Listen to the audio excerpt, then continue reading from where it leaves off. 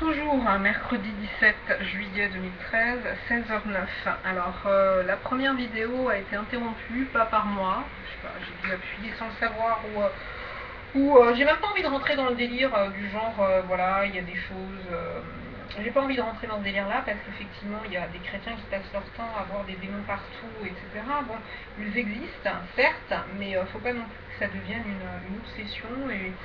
Et moi, personnellement, voilà, je ne vis pas dans la peur par rapport à ça. Je ne vis pas dans la peur par rapport à ça. Maintenant, il est clair que balancer ce genre d'infos, c'est quelque chose qui va à l'encontre justement de l'asservissement humain effectué par les loups. Enfin, je parle de la vidéo que j'ai mise en lien au départ de la vidéo précédente qui est reliée à la lecture de la Bible et du premier épître de Paul aux Corinthiens, qui du coup n'a pas pu être enregistré jusqu'à la fin. Je me suis arrêtée à un moment donné en me disant oui, ça c'est confus, mais je sais même plus c'était à quel niveau, donc c'est un peu embêtant. C'est un peu embêtant. Donc je crois que c'est, voilà, donc je vais reprendre au chapitre 3. Mais en tout cas, donc, j'utilise la synchronicité parce que j'ai eu pas la confirmation, mais à 2 reprises, le fait d'utiliser une vidéo pour émettre quelque chose qui est transmis de façon très large, qui a été visionné même sur des continents où je n'ai jamais mis les pieds. Bref. Eh bien, j'ai constaté que du coup, le fait d'émettre quelque chose par le biais d'une vidéo, en fait, on matérialise, on cristallise dans la matière quelque chose en lien avec ça qui nous revient. Donc la synchronicité me semble effectivement utiliser le support de la vidéo. Alors je balance encore ici un truc. J'ai un questionnement. J'ai un questionnement et j'attends vraiment que le Seigneur me parle, soit directement, soit par l'intermédiaire de mes frères et sœurs en Christ, à qui j'en ai parlé, à qui je vais en parler.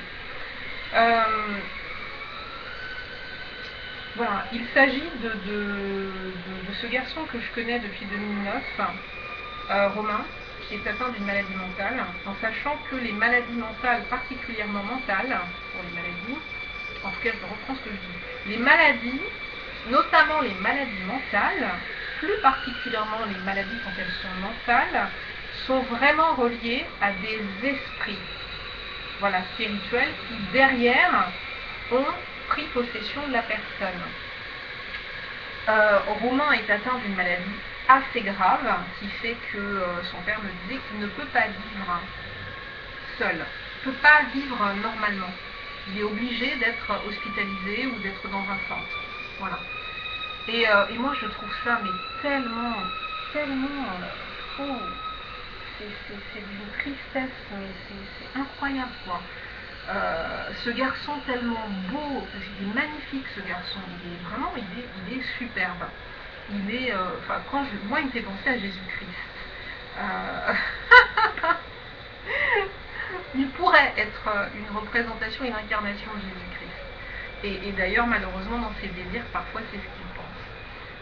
Mais va savoir, parce que ce garçon exprime de l'amour. Et Dieu est amour. Donc je ne sais pas si c'est tant que ça de la folie.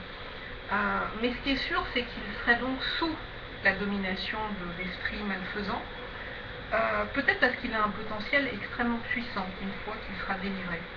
Et la question que je me pose est, voilà, j'ai entendu dire que je possédais le don de guérison. Maintenant, j'ai été moi-même pendant longtemps malade.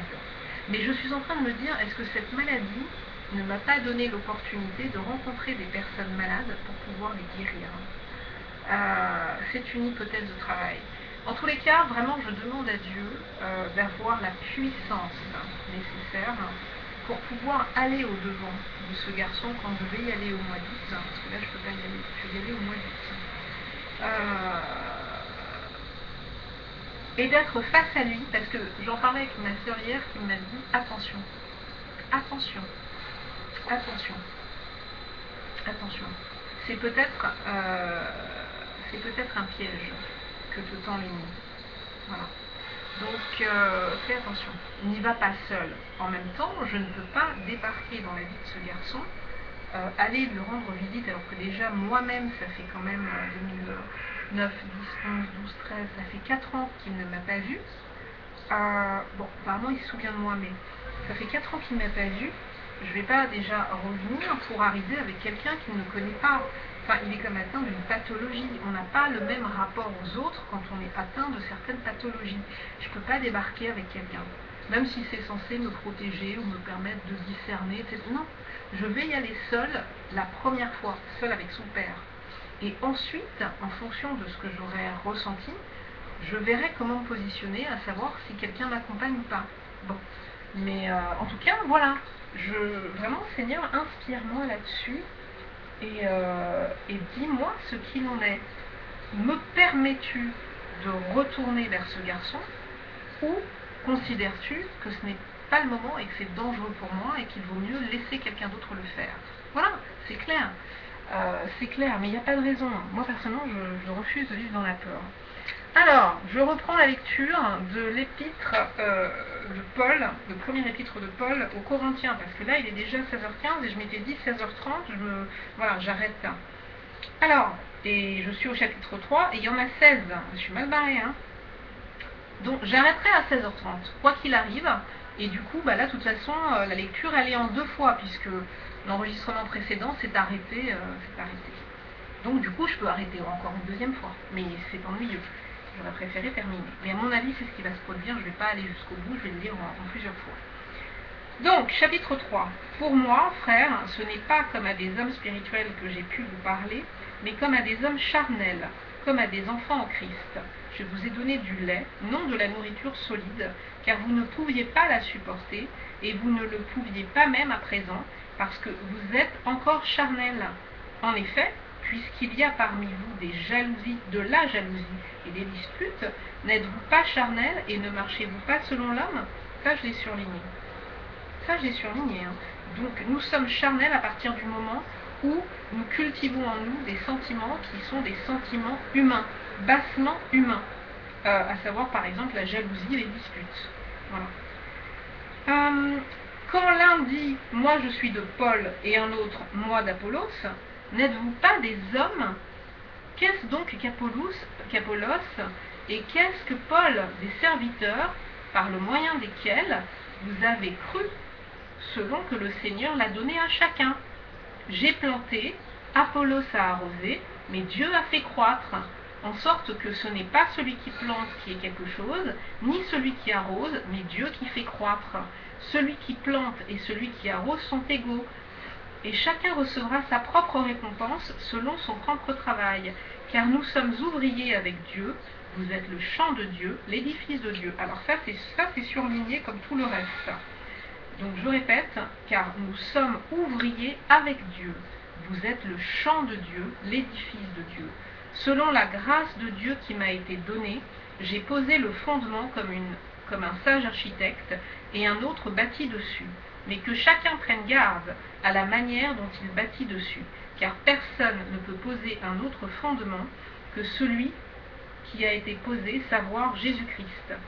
Or, si quelqu'un bâtit sur ce fondement avec de l'or, de l'argent, des pierres précieuses, du bois, du foin, du chaume, l'œuvre de chacun sera manifestée, car le jour la fera connaître, parce qu'elle se révélera dans le feu, et le feu éprouvera ce qu'est l'œuvre de chacun.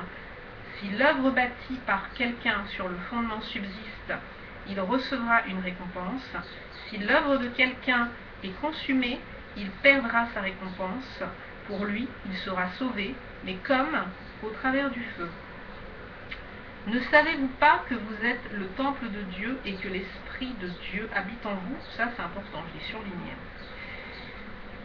Si quelqu'un détruit le temple de Dieu, Dieu le détruira.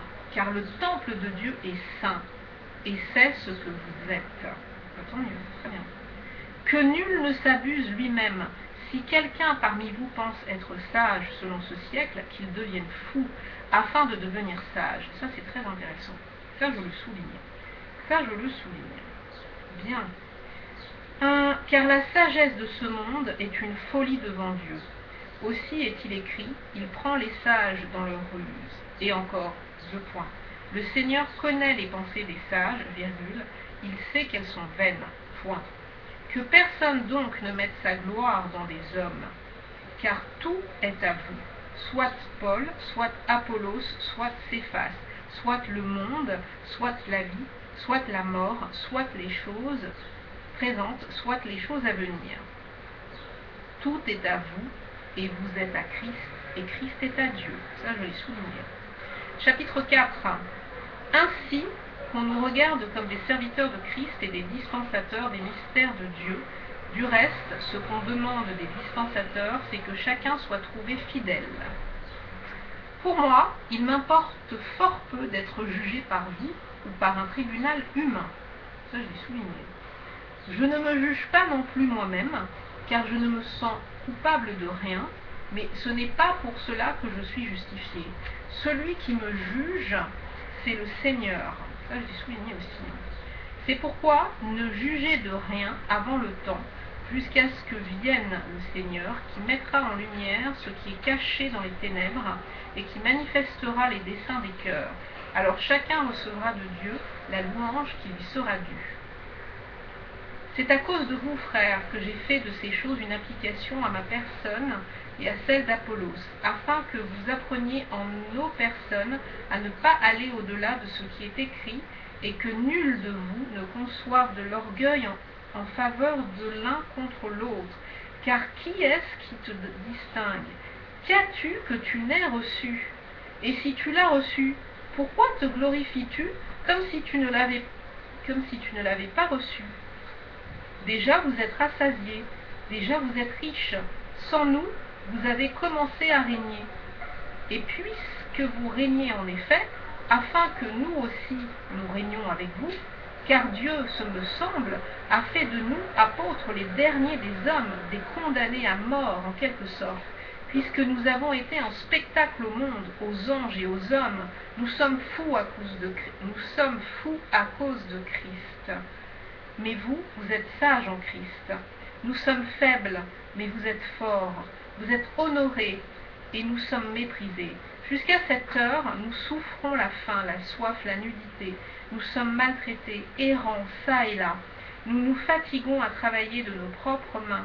Injuriés, nous bénissons. Non, oh là là. Moi, je commence à en avoir marre de lire là. Injuriés, nous bénissons. Persécutés, nous supportons. Calomniés, nous parlons avec bonté. Ça, j'ai souligné. Les deux. Persécutés, nous supportons. Calomniés, nous parlons avec bonté.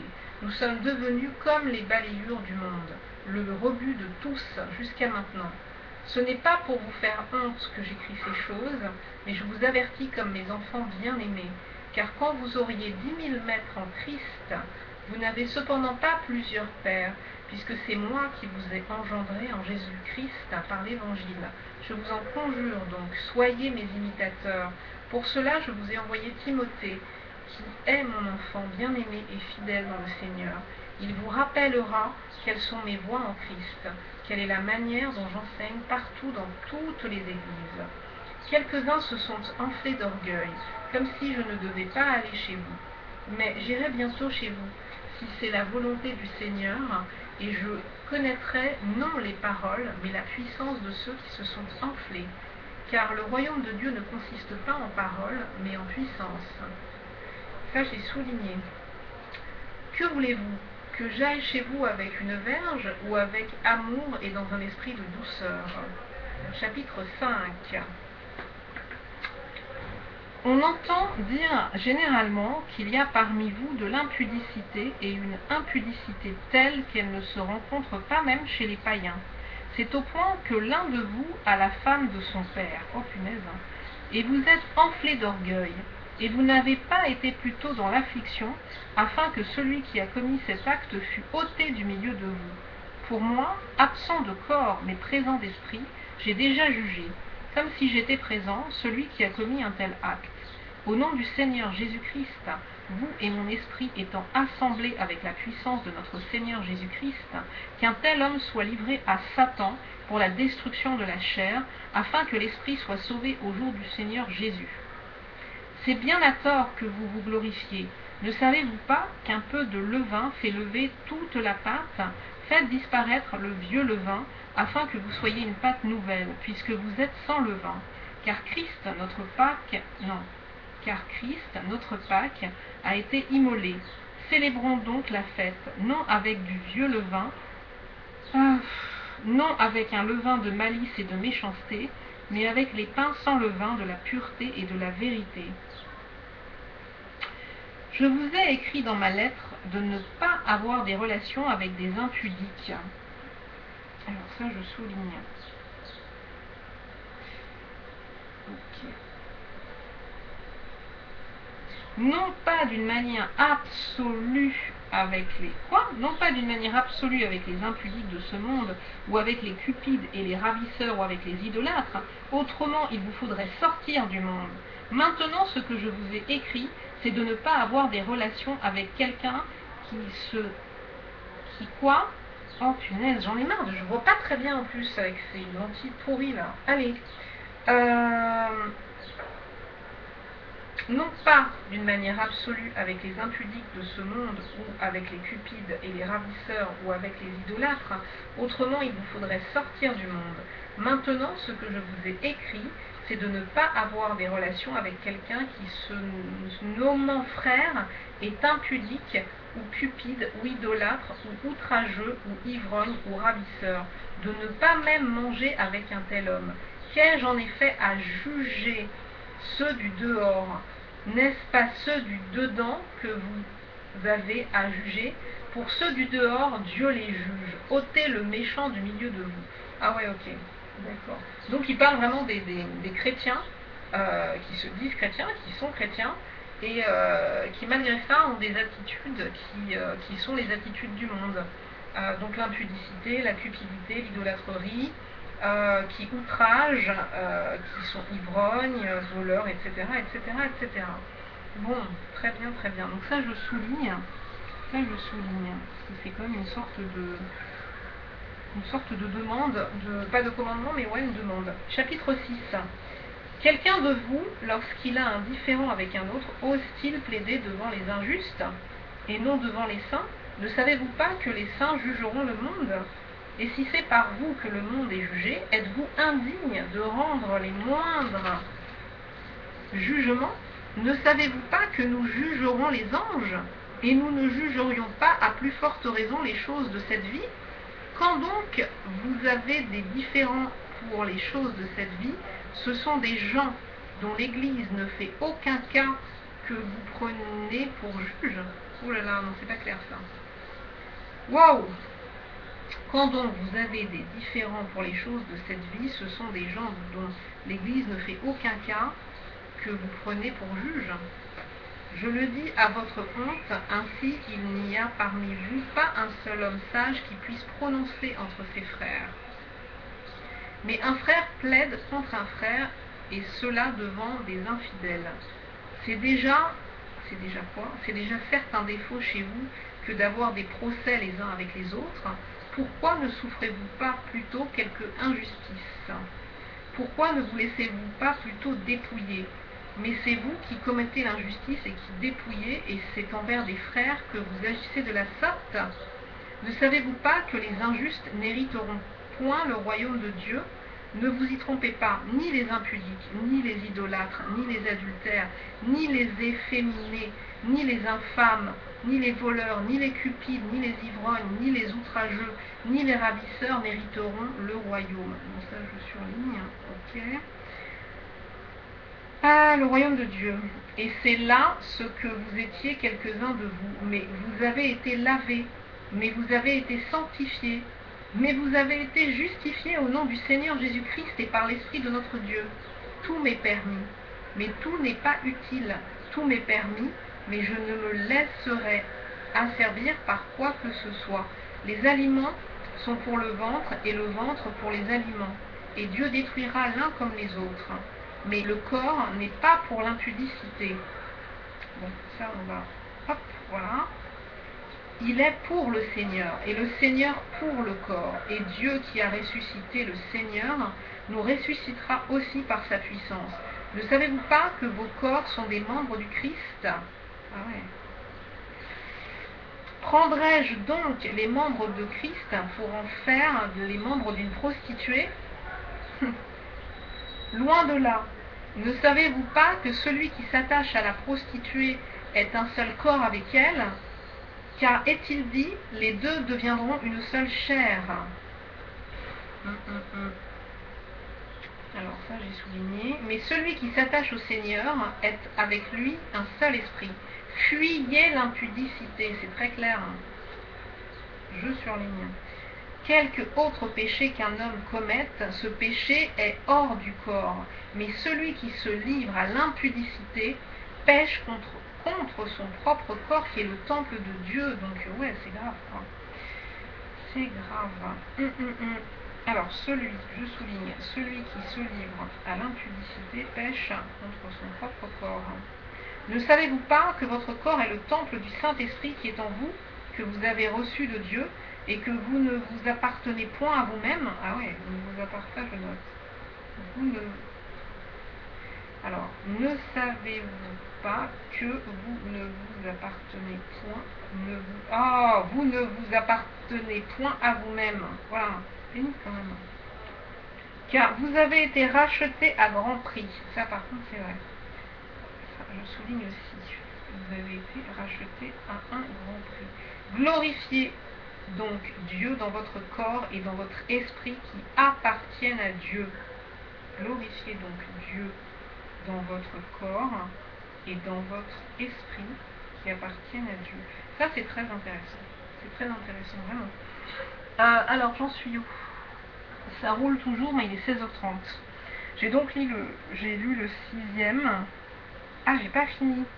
Non, si, c'est bon. Ok, je vais m'arrêter là. Je vais m'arrêter là parce qu'il est 16h30 et je m'étais dit 16h30, c'est bon, j'ai une course à faire. Dans une heure, mon fils arrive. J'ai une course à faire. Ok, très bien. En plus, c'est très intéressant, vraiment, de s'arrêter sur ce chapitre-là, c'est très très bien. Le chapitre 6, c'est très intéressant. Très très intéressant, vraiment. Ok, alors, ce qui m'ennuie, c'est que ce soir, on a un enseignement à 18h. Je ne sais pas si, parce que bon, j'ai pas envie de récupérer mon fils et de l'emmener encore là-bas, bien que je viens de lui acheter un petit livre, La cabane magique, qu'il aime bien, c'est toute une série d'histoires. Donc il pourra le lire, je pense que ça va pas durer 2 heures, enfin maximum 2 heures. Voilà, donc il va arriver à 17h30 et on va quand même y aller, parce que ces enseignements sont intéressants. Maintenant, moi je pense que ce qui serait intéressant aussi, c'est d'utiliser Skype, et effectivement, quand on ne peut pas être présent physiquement au Val-Verde, de pouvoir entendre l'enseignement et intervenir éventuellement en étant connecté. Ça, je vais le proposer, parce qu'il ne faut pas déconner. Il faut avancer, il faut être adapté au siècle dans lequel on est, pas pour les côtés négatifs, mais pour les côtés qui peuvent être constructifs. Voilà. Donc on va y aller avec Thibaut peut-être. On va quand même, je vais voir, je réfléchis à la question. En tous les cas, je vous souhaite une excellente fin de mercredi 17 juillet 2013, il est 16h32. Je vais vous faire... ah ouais, mais si je mets un petit son là, après, ça va... Du coup, non, je vais pas le mettre. Je vais peut-être le mettre en lien, parce que maintenant c'est terminé. Je ne veux plus que les vidéos que je fais et où je parle soient la possession de YouTube. Et si je mets de la musique, donc un truc qui appartient effectivement à un de ces, j'ai envie de dire, de ces SS, peut-être, de ces suppôts de Satan qui, voilà, contre la réussite dans le monde de l'industrie du disque, a vendu son âme, ça veut dire qu'effectivement, il y a des intérêts financiers qui appartiennent au diable, et le diable ne rigole pas. Et le diable ne vous demande pas votre autorisation, le diable vous prend. C'est-à-dire que dès que vous utilisez, en même temps on va se dire c'est normal, dès que vous utilisez une mélodie dans une de vos vidéos, automatiquement votre vidéo est balancée sur la licence YouTube standard. Même si vous avez demandé avant, quand vous la mettez en ligne, même si vous avez demandé une licence Creative Commons. Ça alors là, non, même pas. Même pas. Donc voilà, c'est l'argent roi, c'est le diable. Là, c'est encore démontré. La réussite, et je reviens vraiment à ça, réussir dans ce monde, réussir de façon... c'est pas les petites réussites, hein. Je parle des réussites phénoménales qui accordent, comme le dit la vidéo que j'ai mise en lien dans l'autre vidéo sur l'épître de Paul, aux Corinthiens, la vidéo choque le satanisme dans la musique, dans le milieu de la musique, dans le monde de la musique, ou dans le business de la musique, je ne sais plus comment c'est dit. Ouais, j'ai oublié ce que je voulais dire, mais bon, je sais plus. Non, mais voilà, réussir, il faut savoir une chose, c'est que ceux qui sont ambitieux et qui veulent réussir dans ce monde, mais à un niveau extrêmement élevé, sont des gens qui devront vendre leur âme au diable. Voilà, parce que sinon ça ne marchera pas. Et il y a bien dans la vidéo, à un moment donné, quelqu'un qui dit quand ça ne marche pas, eh bien on sait qu'il faut effectivement passer un pacte. Et en passant le pacte, ça marche. Pour réussir, il faut passer un pacte. Après, il y a des gens qui ont réussi à des petits niveaux, il y a des petites réussites qui ne vont pas forcément intéresser l'ennemi. Mais les gens qui vraiment ont des ambitions très importantes sont des gens qui devront donner la main à l'ennemi. Donc moi, quelque part, je suis très contente de ne pas du tout être avec lui. Je n'ai rien à faire avec lui. Rien, vraiment rien. À part le détruire, je n'ai rien à faire avec lui. Voilà. Bonne fin de journée.